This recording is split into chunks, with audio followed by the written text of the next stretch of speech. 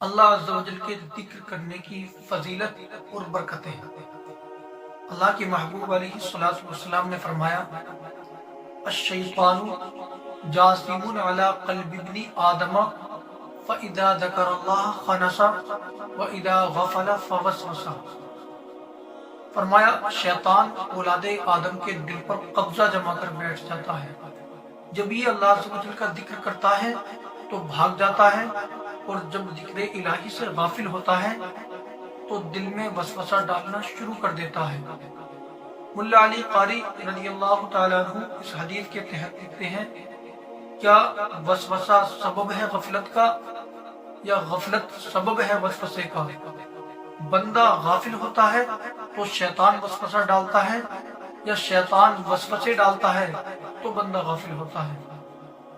اس بات کو ذرا غور سے سنیں، غفلت کی وجہ سے وسوسہ پیدا ہوتے ہیں یا وسوسے کی وجہ سے غفلت پیدا ہوتی ہے؟ ان دونوں میں سے کیا ہے؟ آپ فرماتے ہیں کہ حدیث کے لفظ ہیں وَإِذَا غَفَلَ فَوَسْوَسَ، کہ جب بندہ غافل ہوتا ہے تو شیطان وسوسے ڈالتا ہے۔ اگر بندہ غافل نہ ہو تو شیطان کی مجال نہیں کہ وہ وسوسے ڈالے، شیطان وسوسہ ڈال ہی نہیں سکتا، لہذا بندے کو ہر آن اور ہر لمحہ ذاکر رہنا ہوگا تاکہ شیطان اس پر قابض نہ ہو سکے۔ پھر ہر عضو کا الگ الگ ذکر ہے۔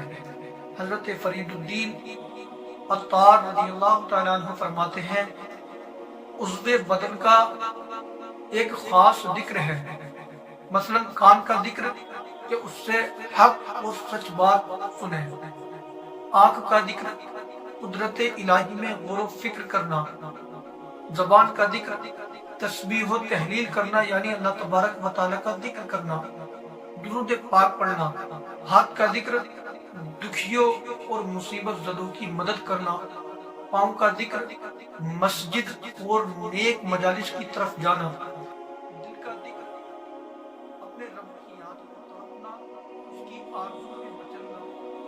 ہر عضو کا ایک الگ ذکر ہے اور اس عضو بدن کو اس ذکر میں مصروف رہنا چاہیے، اور کثرت سے ذکر کرنا بندے کو اللہ تعالیٰ کی رحمتوں کا حقدار بناتا ہے، لہذا بندے کو ہر آن اپنے رب کی یاد کرتے رہنا چاہیے۔ آقا کریم صلی اللہ علیہ وسلم نے فرمایا، ذاکر اللہ فی الغافلین کالشجرۃ الخضراء فی وسط الشجر الحشیم۔ فرمایا غافلوں میں اللہ عز و جل کا ذکر کرنے والا ایسا ہے جیسے سوکھی گھاس میں شجر سایہ دار ہوتا ہے۔